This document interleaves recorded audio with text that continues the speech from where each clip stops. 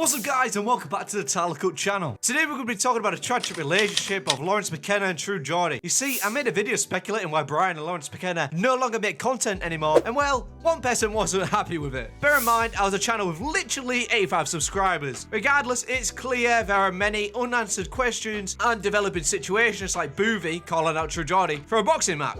I'd fight True Geordie on Misfit. A few years have been banging on about this call out. I'm not going to go into that because that's exactly what is wanted from me, so I'll deal with that in my own way. So I felt like making a video going through the whole saga. As we all know, Laurence McKenna and True Geordie were best mates. It was clear to me, after all the pride cancellations and financial difficulties, they were unbreakable and had a true and honest relationship. I always say this, after my own mother, you are the person who's affected me the most in my life. No one's improved me as a person outside of my own mother as much as you have. And personally for me, it was clear that their dynamic definitely elevated the content, that being True News, the podcasts, or even the kickoff shows. For me, that era of the True Geordie channel was some of the best content I had seen. However, after the 6th of November 2022, Brian would say something that would leave a stain on his career, but also his friendship forever. I said if he really wants to prove he's a Muslim, he should blow himself up as a suicide bomber or something like that. You see, immediately Brian lost all sponsors and funding for the shows. I have no money at all, and I've signed a 2-year lease on it. I've spent hundreds of thousands of pounds on equipment, and the company who promised me, and we were in negotiations with, to sign a deal at the last minute because they'd hired an imbecile, pulled out.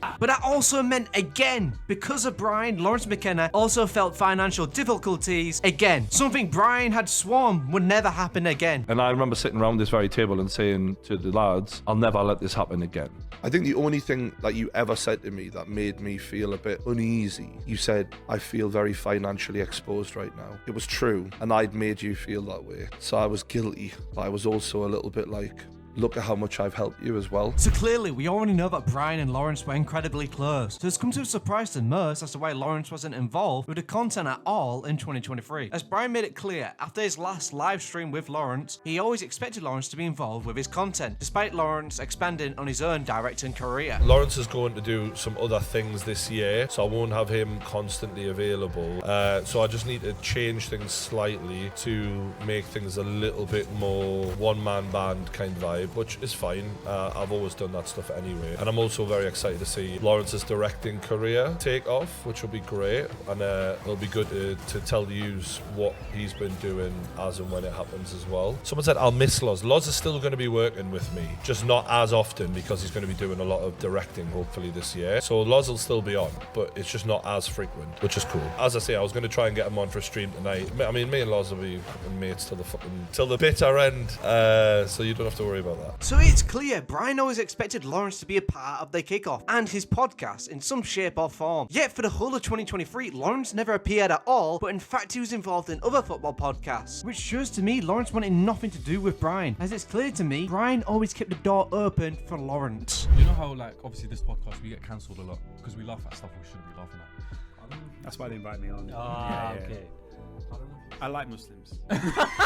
And I also think it's important to note that Brian and Laurence don't follow each other on either Twitter or Instagram, leaving us all the question, if Brian believed Laurence was going to be involved and be on the kickoff, then why hasn't Laurence accepted the invitation while accepting other people's invitations? And I think we got an answer, as a few weeks ago Laurence uploaded a video I got clipped up, and I believe it shows an insight on why he truly left the kickoff. I kind of feel like a little bit far away from the football community now. It was very hard to get back into it after I left the kickoff. Partially because publicly I didn't tell people why I left, and privately I think a lot of people either thought they didn't like me, which was quite painful to take personally. I also just think people maybe didn't want me on their show because, well, for loads of reasons. At exactly this point, obviously alongside, let's say his name, Brian,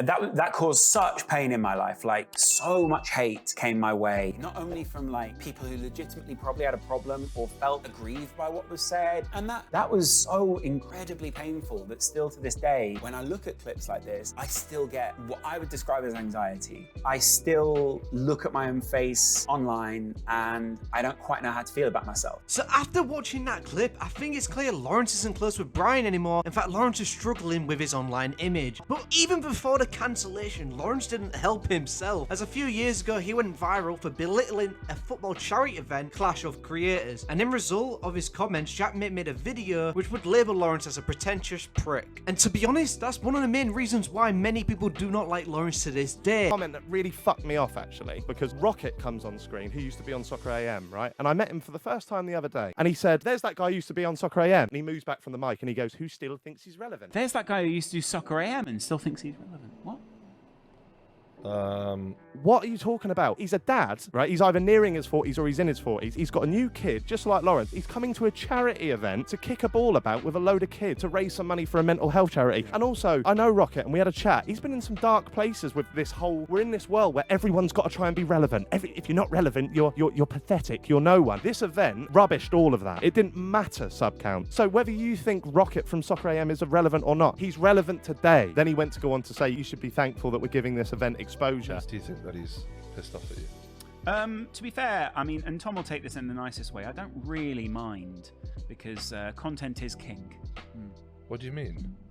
Well, he shouldn't be pissed off. We're giving him great exposure here. That is the cutest thing I think I've ever heard. The event was 5 days ago, mate. Why are you on your high horse? The event had Rotorshore. We don't need your exposure. It's essentially, it can be directly translated to, you should be thankful that I'm slagging this off. I'm bringing more eyes to it. But you see, Laurence still defends what he said to this day, naming Jackmate's video as misleading. And to be honest, this is one of the main reasons I'm happy Laurence isn't involved with the content anymore. As it's clear, he always had a self-righteous attitude. Was Jackmate's happy hour. Now, it wasn't a happy hour for me. I don't get on with him anymore. But Jack made quite a damaging video, which was clearly misleading and lied about me. And it hit a certain level of Twitter, an area of Twitter, because people like Vizer, who I don't get along with, I don't particularly know him. I don't like his approach to me. And what he did at that time when Jack made this video to try to misportray what I'd said, doubled down on a lot of what I had said. Regardless on your opinions on Laurence's humour, I think it's clear the dynamic between Laurence and Brian is missed. As yes, Brian's newest podcasts are great, and despite his lower views, I still think his content is unreal. But I'd be lying if I didn't say the combination between Brian's background and Laurence's background is deeply missed, as it allowed a diverse and expansive podcast. As it cannot be denied that they changed the podcast game. Acknowledging that Laurence has completely left Brian, making his own podcast, football content, and directing, it still leaves me with a question. Are they still mates? As it seems before the new year in 2022, Brian was certain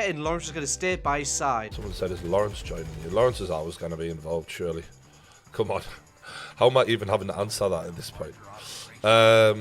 Yeah, so Loz will always be involved in some way, shape or form. But Loz has got big plans as well for his own stuff at the moment, so I'm excited to see how that goes. Do keep on supporting the boy. Now, I think the main problem with fans is that they haven't addressed why they are no longer involved in each other's content, as it's clear they've always been open to discuss what's going on in their own lives. As much as they owe it to the fans, they owe it to themselves, because what they accomplished was truly special.